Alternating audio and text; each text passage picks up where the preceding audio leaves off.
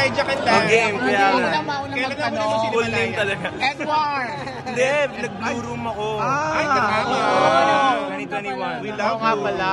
Thank you po. Thank Oh, you. now you're back.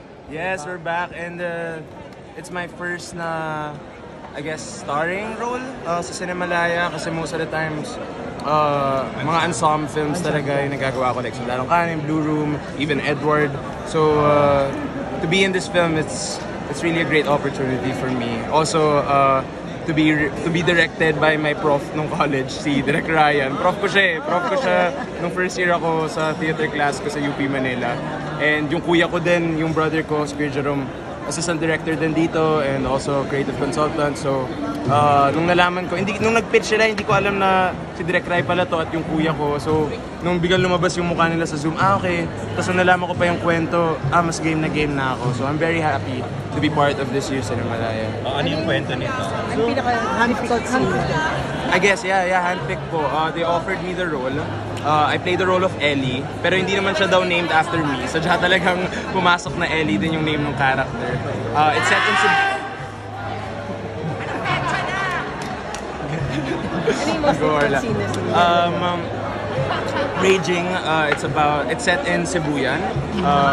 Period film siya. And it's story about male-to-male abuse and also mga crimes against nature, you know, may mining aspect din dito at ang ganda-ganda ng isla ng Sibuyan, kaya naging importante din talaga yung kwento, especially nung nalaman ko about male-to-male abuse siya, which is a topic na very taboo sa Philippine cinema, sa mga kwento in general. Kaya para maging part ako ng ganito, tapos makwento yung ganito, na malakas yung pinaglalaban, papasalamat lang po ako. Sibuyan is in Romblon. At buong first regional film ko din to technically. And lahat ng mga linya namin, it's in Sibuyan, which is a dying language. Kaya yun yung extra challenge din niya. Pero ang ganda-ganda ng isla, ang bubuti-buti ng mga tao, ng mga lokal sa Sibuyan. And meron din naman kaming language coach, Sir Rodney. Shout out Sir Rodney. Malaking tulong sa amin ng time na yun. Bukod sa language, ano yung pinaka-challenging part? Most of the scenes kasi talaga mag-isa. It's kind of slice of life. And umpisa pa lang ng pelikula, it starts off na tapos na yung mga pinagdaanan niya. So, to carry that weight, that emotional baggage, tapos ma-express ko yun sa scene na wala masyadong linya, na naka-frame lang, steady lang yung camera, and it's just me moving around the frame. Malaking challenge. Parang kailangan maitawid mo yung gustong sabihin eh. Kahit walang linya, kahit lahat ng pinagdaanan niya, kailangan makita yun ng audience kahit walang linya. So yun yung mga challenges. First time ko makagawa ng something like this, and sana tumawid yung mga pinagandaan ko.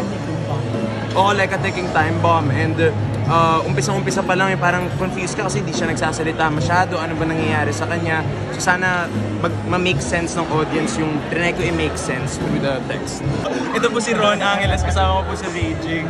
Kaming dalawa ang nagbatuhan for most of the film, and karangalan. Nag-last day kami last night. Panoorin niyo po yung pelikula. Parang medyo malinaw naman na yung character ko, si Ellie, ang abuse. Pero nga sa pelikula, medyo tinatakal din yung parang Rashomon type structure na nagsasabi ba siya ng totoo or hindi siya nagsasabi ng totoo, may ganung aspect din siya. Kasi the way he's playing it, mga predators, di ba? Mga predators minsan magaling mag-manipulate talaga. Sobrang bait na tao, sobrang bait na na hindi mo akalain na kaya niya palang gawin yun. So yun po yung challenging dun sa character ko naman, kung paano ko siya execute para mag-match kami ni Elijah. So ikaw nag-abuse kay Elijah? Parang gano'n na po. Pero kayo sinunod na sensitive scenes? Meron ba? Not totally naman po pero meron kaming mga ginawang something para sa akin. Meron kayo sensitive scenes? Meron kami mga very artful scenes. I mean, may sensitive scenes po for sure, but it's tackled in a very artful way. Na-shoot namin those scenes last night lang, and they were very beautiful. Sobrang hindi na namin mamukaan ng sarili namin, lalo si Ron. And ang hirap ng pinagdaanan, it's one of the most difficult films I've ever had. And I'm sure si Ron din. No? Yes, sir. And proud kami and excited kami makita din siya ng mga tao on the big screen. Sa totoong buhay ba may pinagdaanan na kayong sexual abuse? Or harassment? Or Ako meron. Aminado naman po ako meron. When when I was in high school, madaming mga problems sa Makiling. sistema ng makiling. Lalo yung kuya ko na very outspoken about it. And to tell a story like this, especially given yung mga pinagdaanan ng kuya ko, ng pamilya ko, importante sa akin yun. Sobrang importante. Elijah, may political message din ba yung film? Kasi hindi lang daw abuso sa tao, hindi abuso sa kalikasan. Yes, exactly. Abuso din sa kalikasan. Sa Sibuyan na lagi binabalikan dati ng the late Miss Gina Lopez, di ba, na pinaglalaban niya na wala dapat nagmimina sa isla ng Sibuyan, sa isla ng Romblon. So tinatakal din po namin yung mga ganong aspects. Yung raging ay galit ng karakter kasama sa galit ng kalikasan. So, ibig sabihin din sa karamihan sa karakter. At sa kalikasan, so parang kapag nagagalit yung karakter ko, malakas yung ulan, may mga ganun po siyang aspect. It's very, maganda yung film language niya. Oo. O hindi pa sumasagot si Ron sa tanong ko kung Sorry, makaramdam sorry. ka na ng sexual abuse or harassment sa showbiz. Siguro po, hindi pa dumating sa sexual abuse sa akin. Kumbaga, alam ko naman po, I mean, kung ano ang intensyon ng isang tao sa akin. Hanggat maaari po, kung kaya ko pakisamahan, kaya natin itindihan, iniintindi ko po. Pero to the point na ma-abuse ako, parang hindi ko pa po yun naranasan. Yun po. Okay. Ikaw na-trauma ko na Elijah na parang LGBTQ convent ko. But it doesn't really tackle problems or the struggle with identity and gender expression. Wala naman po siyang ganun. Mas nandun siya sa katotohanan, mas nandun siya sa hustisya, ganun. Pero hindi po masyado natatakal yun. But I'm sure our director would be can explain that thoroughly more than us, actually. Elijah, ano yung gusto mong maging takeaway ng manonood? Takeaway ng manonood na